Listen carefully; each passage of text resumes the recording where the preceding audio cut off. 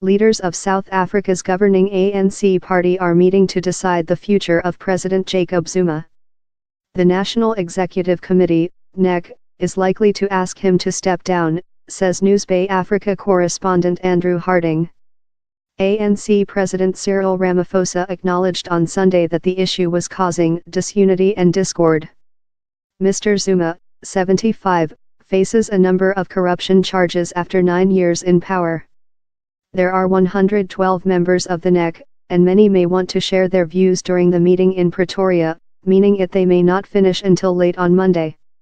"We know you want closure," Mr. Ramaphosa said on Sunday, addressing supporters who had gathered to mark 100 years since the birth of the country's first black president, Nelson Mandela. He told the crowd in Cape Town that "our people want this matter to be finalized and that the African National Congress, ANC, would comply." He acknowledged the ANC was going through a period of difficulty, disunity and discord, and said he was seeking a new beginning.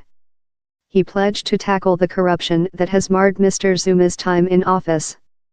Mr. Ramaphosa urged South Africans to restore the values that Mr. Mandela, also known as Madiba, stood for, and said those who had stolen state assets would be brought to justice. "We must work together as Madiba taught us to push back the frontiers of poverty, unemployment and inequality," he said. A NEC meeting was called off last week following direct talks between Mr. Zuma and Mr. Ramaphosa, who is the deputy president as well as the new leader of the party. Mr. Zuma has resisted increasing pressure to quit since December, when Mr. Ramaphosa replaced him as leader of the ANC. Mr. Zuma's presidency has been overshadowed by allegations of corruption. In recent years, his links to the wealthy India-born Gupta family, who are alleged to have influenced the government, have caused his popularity to plummet. Both Mr. Zuma and the Guptas deny the allegations. By Lebo Disco, Newsbay News, Johannesburg. It is worth noting that Mr. Zuma has not actually been found guilty of any of the accusations against him.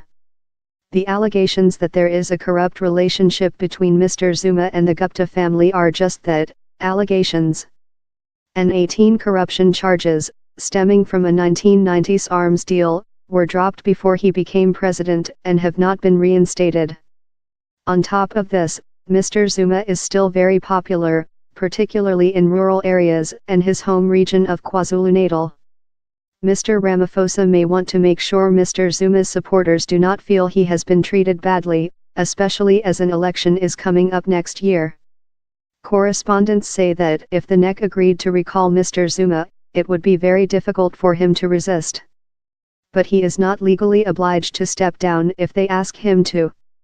If he so wishes, Mr. Zuma could carry on as president of South Africa even if the NEC asked him to step down. However, he would then be expected to face a confidence vote in Parliament. The date for this has already been set, February 22. Mr. Zuma has survived other such votes, but he would not be expected to pull it off again.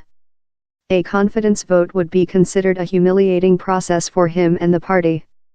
South African media is calling President Zuma's seemingly inevitable exit. South Africa's previous president, Thabo Mbeki, resigned in 2008. He also had a power struggle with his deputy.